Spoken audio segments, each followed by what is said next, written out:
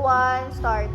Good morning, everyone. So we are the Group 6, and we are tasked to discuss about the strategies and tactics for the badminton sport. And I have a question. If kanang pareha na ba ang strategy or and tactics para ninyo? No. Murag dili. Natin sila differences. First is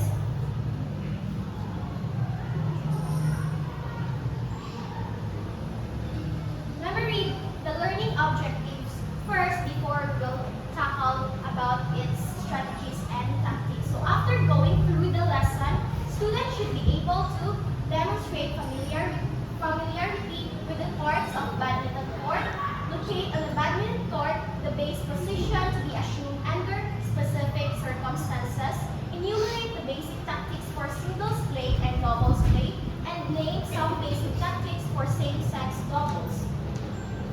So the differences between strategy and tactics is the strategy is an overall plan for accomplishing an end score, a point in the game. So the basic strategy is to move your opponent out of position so that he or she is unable to make a legal return or makes a weak defensive return that you can hit to the floor for a win.